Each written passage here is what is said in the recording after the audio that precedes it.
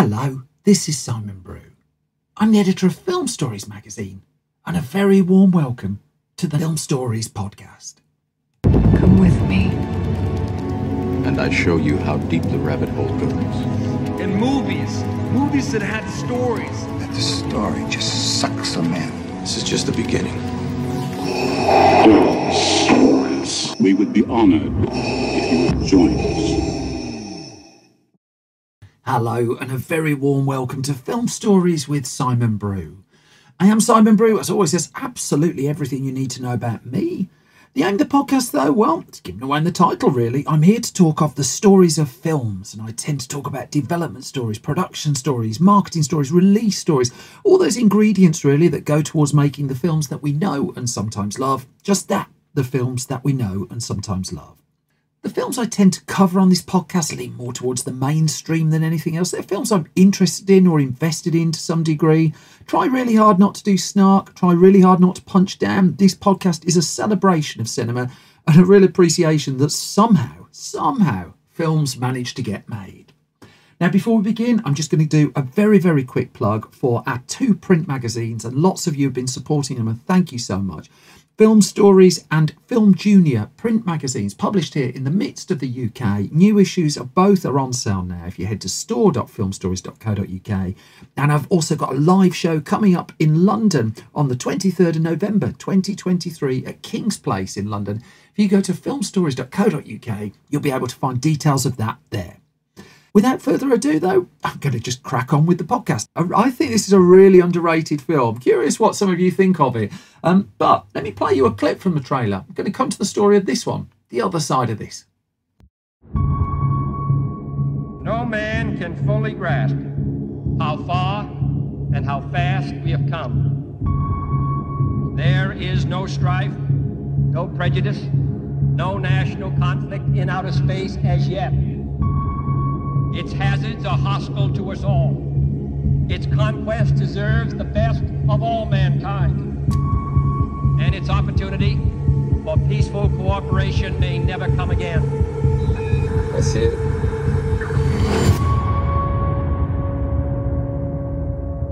The mission's primary goal has been achieved. We're looking at a large single cell, biological. I'd hate to jump the gun, but I think it's time. We're looking at the first proof of life beyond Earth. You finally a daddy? It's going to be a big custody battle over this one. And that is a clip from 2007's Life, directed by Daniel Espinosa, written by Rhett, Rheese and Paul Wernick, and starring Jake Gyllenhaal, Ryan Reynolds and Rebecca Ferguson in the lead roles. So occasionally on this podcast, when I try and find the absolute origin of a story, I might dig into a novel from decades ago. I might find just some story that someone had been noodling with since they were young. In this case, it came effectively from a studio executive, a man by the name of David Ellison. Now, David and Megan Ellison were running Skydance Studios. That was their outlet. And it was David Ellison who had this simple idea. I mean, like many people, he'd grown up loving the film Alien, and he had this idea of a sample being brought back from Mars and slowly coming to life. And that was the idea that Ellison took to a pair of screenwriters by the name of Rhett, Rheese and Paul Wernick. Now, this was a pair of screenwriters who had come onto people's radar with Zombieland in the first instance. They were very firmly on it by the time Life came out, courtesy of the success of Deadpool. But as they'd explained to Sci-Fi Now magazine, they explained of Ellison that he, as we all did, loved Alien when he was growing up. He really loved the idea of a sample of life being brought back from Mars onto the International Space Station for study. And he said it felt like a pretty logical thing to take a potentially damaging life form that might be a danger to humanity and explore it off Earth before it was brought onto the planet. And so he took that nucleus of an idea to the 2 writers, and as they explained, he thought of that idea, he brought it to us, and we went in and pitched a version for it, and he hired us. We then wrote a script. They loved the script. We were off and running. This was a 2-year start to finish story that we're telling here. As Wernick and Rheese noted, by Hollywood standards, it's quite quick. So let's go back to them just being told the idea and also told, go away and have a think about it. And as Wernick told Film Stories' Ryan Lambie, he said, the image that really stuck with us is the astronauts aboard the International Space Station looking through the window that actually exists on the ISS, looking down on Earth, and the fact that it's so close, home is so close, but not being able to get back there. And they said they were haunted by that image. They were connected with that image, really. And they based their story out. They built it out from there and pitched it back to David Ellison, who was really happy with the pitch, because this was something of an assignment job. And it was on them, really, to sit round a table and break this down and break the story. It took them a couple of months of development work to get there. They weren't writing the script in the first instance, but they were sat there breaking the story down, doing their research. They were very aware that what they were coming up with was a parallel of sorts to the film Alien, but they knew that you're not just going to redo Alien, you've got to bring something to it, that you couldn't avoid the comparison to Ridley Scott's classic science fiction film. But why would this film exist? Why would the film that would become Life exist? What was its hook?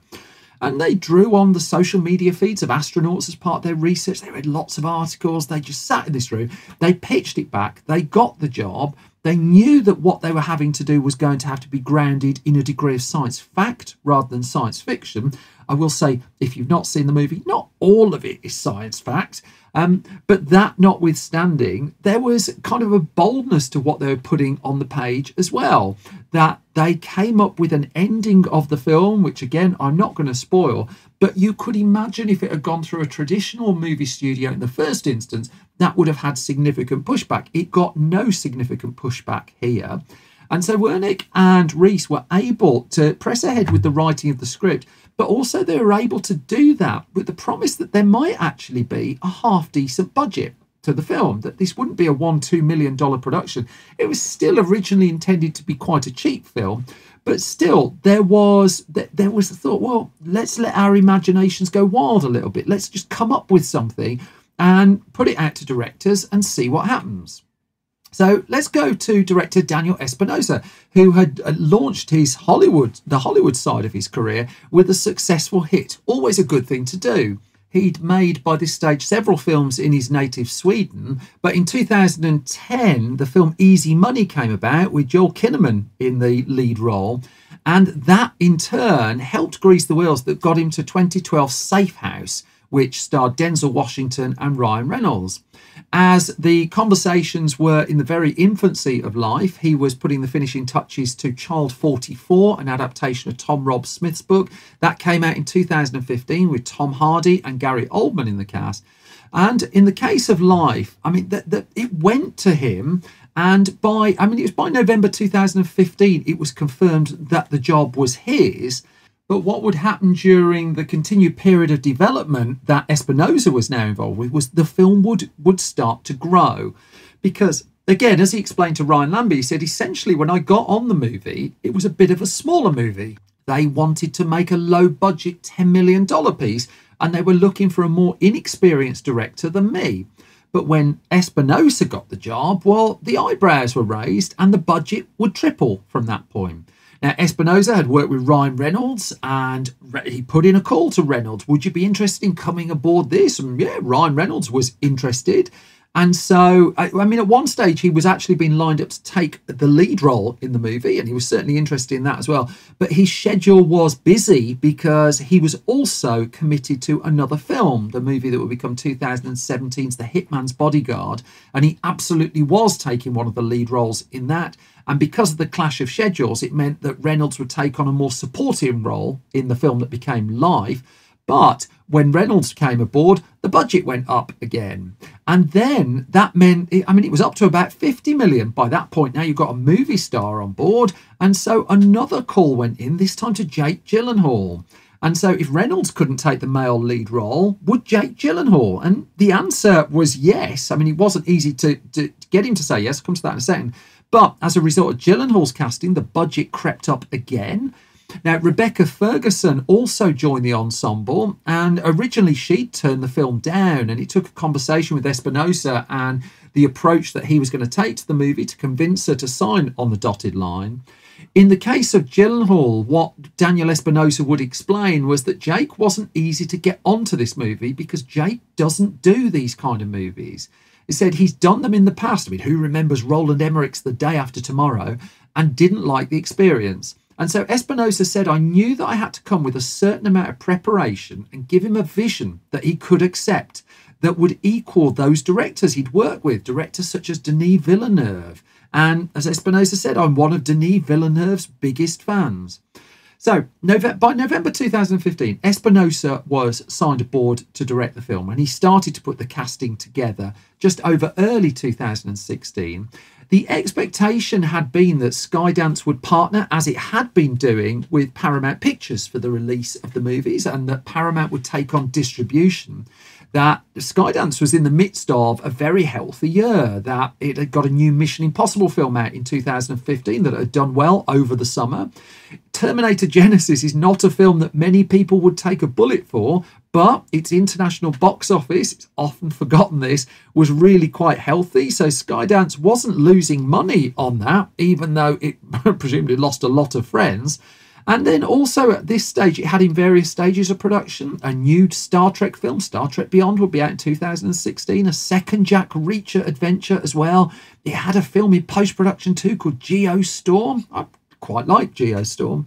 And so Skydance was busy and Skydance was active, and yet Paramount wouldn't take on the distribution in the end of life, that it would be a deal inked with Sony Pictures instead. The sole instance I can find of Sony and Skydance working together, but it meant that this was going to be a film of some profile, really, that the budget was creeping up to, I think in the end, just shy of $60 million, which is, I mean, cheap for a big movie star movie, but also this was kind of a horror movie, really, kind of a horror sci-fi. And so it was a little bit risky in an era where mid-budget films, even, I mean, we're still in that era, were said really not to be what movie studios were looking for. By the middle of 2016, though, life was nearly ready to go. In fact, it would start filming on July the 19th, 2016.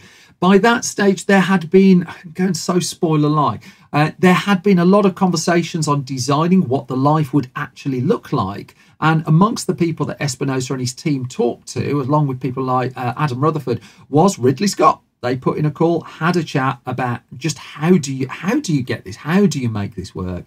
And then by July 2016, filming could begin.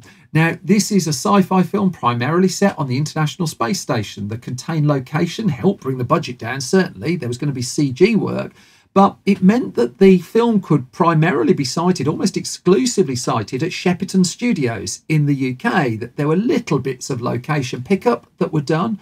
But this was on sound stages. This was shot in a very controlled environment, not without significant challenges. One of the key ones was the need for characters to appear weightless on the International Space Station that they were put together. Now, a couple of ways you can achieve this on film. The cast of Apollo 13 got sent up on the vomit rocket, that they were made temporarily weightless, and director Ron Howard and his team shot that footage. But this was more leaning towards the approach that Alfonso Cuarón's Gravity had taken a few years before, where it was a lot of wire work that was done to put across the look of weightlessness, and then those wires would all have to be removed, just as with a Muppets film, really, in post-production, that they would have to be painted out. Now, even though the budget was generous for a horror-tinged movie, albeit cheap by the standards of blockbuster movies, Espinosa knew that he really wanted to fashion a film that looked a lot more expensive than it actually was. I mean, he talked in a couple of interviews that what he was looking to do was put across the look of a $150 million movie, but just on nearly, basically, a third of that money. And really he designed his production just around that idea, that he would shoot this, for instance, with a single camera. He would cut back there. He wouldn't have 4 cameras looking at every shot.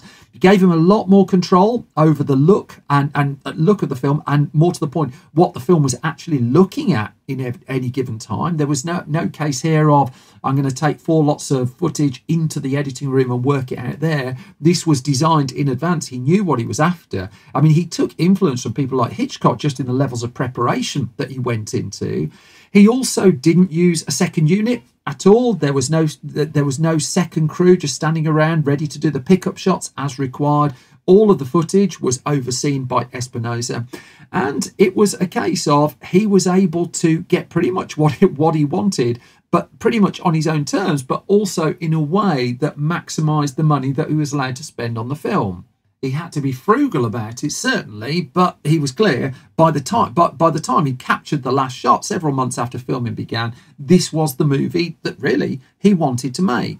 Now, as it turned out, it was a pretty good job that he shot this all on a single camera in the end, and that he limited the options he had in the editing room, because there wasn't an awful lot of time in post-production to turn the movie round. Even accepting the fact that there were visual effects shots that needed to be put in, the actual release of the film would be in March of 2017. And if you think it started shooting in the July, that's really at some pace. It hadn't been the original plan, though. That originally Sony had scheduled the film for May 2017, but Espinosa and his team were thoroughly on schedule, and it meant that Sony could move it away from some pretty intense competition that was lining up for that summer, that there was a new Pirates of the Caribbean film that was coming out. There was also, perhaps more tellingly, Ridley Scott's Alien Covenant, and there was no way that Life was not going to be compared to that film. I mean, the Alien influences are all over Life, and then another Alien film was coming along shortly after. It made sense to put some distance between the two. And so what Sony decided to do in the end was debut the movie at the South by Southwest Festival on March the 18th, 2017, ahead of a wider release on March the 24th. The final cut had come in at a very slight 104 minutes, a very lean 104 minutes. And, well, the response to it critically was pretty good, really. Now, my take on Life, as in the film, rather than me getting philosophical on you, is for 2/3. I think it's absolutely terrific. And even the last third, I think, is pretty good as well. The ending, really, really interesting. It kind of got lost a little bit. That Life, as I'm going to come to, was not a flop at all. But this is one of the underrated sci-fi movies of the 2010s. And there were critics who really went for it, who really praised it. There were others who were just like, well, we've sort of seen it all before, which part of it, to be fair, we had seen it all before. But there was a real attempt here just to do one or two different things in the midst of it all.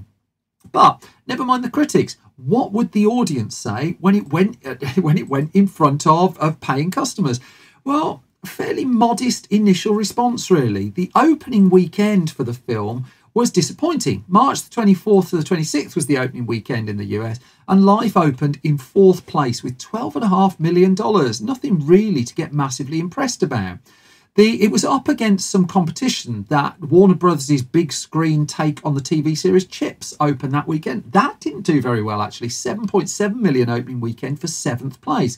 Life opened in 4th place. The big new opener was the Power Rangers reboot, which was in 2nd place with 40 million. But Disney's live action telling of Beauty and the Beast with 90 million was top of the box office by a lot. Kong Skull Island was on its 3rd week, sat in 3rd place. That had done respectable business as well. And the films that Life was competing with, well, Logan was around, and that was competing for the same almost age of audience member, really. That was also going in R-rated. And so Life was kind of struggling to find a space in the midst of it. And things were getting busier. I mean, Ghost in the Shell came out, the remake with Scarlett Johansson. That opened the week after. 3rd place it was in. That took 18 million as Life lost 55% of its audience. On its 2nd weekend, it was down to 8th place with 5.5 million. The opener of that weekend, the big one, was The Boss Baby. Again, I don't think there's a Venn diagram that crosses those two films over an awful lot. But within 3 weeks, Life was out of the top 10. Going in Style had come along. Smurfs: The Lost Village had come along. And it was just dropping. And this generally well-received film would end up with 30 million at the US box office. A real disappointment just for a film that cost pretty much twice that to do. What rescued it a little was the 70 million take outside of the US. The bulk of the film's money came from non-US audience and did give it an uplift, really, that the overall take worldwide would just about cross the 100 million mark. And still disappointing, really. Still not what it deserved. I thought it was better than the Alien film that came out that year. But I'm quite happy that not everyone thinks that, so please don't attack me for it. But also, this was a film that turned around in 2 years' time and really ended up something really rather impressive. I still think it's an underrated movie, well worth seeking out.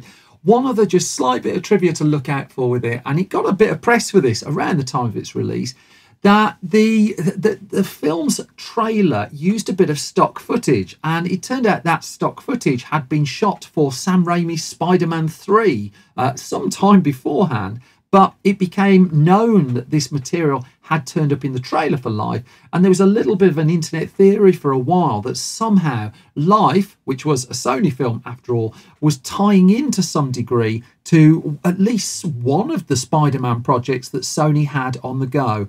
That would not ultimately become the case, but it didn't stop the rumour mill from giving it some degree of weight for a little while. Life now just is waiting to be discovered, I think. God, that's a philosophical phrase as well, isn't it? But the film itself, just waiting to be discovered. And it's out there. It's got a really good 4K disc release. It's on disc. It's available on assorted platforms. And if you're looking for 104 minutes of really good sci-fi, I do recommend it. If you like this podcast and don't mind giving it a bit of support, if you head to patreon.com/SimonBrew, then if you put a bit of money in the pot there, that goes towards the broader Film Stories project. In return, you get the podcast early, you get the podcast ad-free, you find out the gossip of what's going on behind the scenes as well. So thank you to everyone who supports me on there. Costing you absolutely nothing is to subscribe to this podcast to your podcast home of choice. Also costing you nothing is to leave ideally a hugely positive review. Stuff like that helps enormously and is much appreciated. If you want to try our print magazines, we've got over 50 individual issues now, and we also have 3 Blu-rays in the UK. We've got Sneakers, we've got Bull Durham, we've got No Way Out. You can find all of those at store.filmstories.co.uk. And just a reminder, I am at King's Place in London on the 23rd of November 2023. I have another big event going to announce soon on, I think it's the 15th of December 2023. More details of those going on to filmstories.co.uk. And that brings me to the end of this latest episode of Film Stories. As always, thank you so much for listening and thank you for your time. If I've not bored you completely, you can find more from me on whatever Twitter's called these days. I don't know anymore. At Simon Brew. I'm on Blue Sky as well, at Simon Brew. The entire Film Stories project you can find on again, whatever Twitter is, at Film Stories. You can find us on Facebook, facebook.com/filmstoriesonline. We're on YouTube at youtube.com/filmstories. We've been quite active there just over the last couple of weeks. Our website is filmstories.co.uk. That's updated every weekday with movie news, reviews, features, mayhem, mischief, all kinds of trouble, really. If you go to store.filmstories.co.uk, that's where you'll find all of our stuff for sale, magazines, Blu-rays, things like that. And the Patreon, again, if you're interested, patreon.com/SimonBrew. But that's it for this episode of Film Stories. I've completely outstayed my welcome. The main thing, as always, is you all stay well. You all look after yourselves. I will be back soon with another bunch of Film Stories. Thank you for listening. Take care all.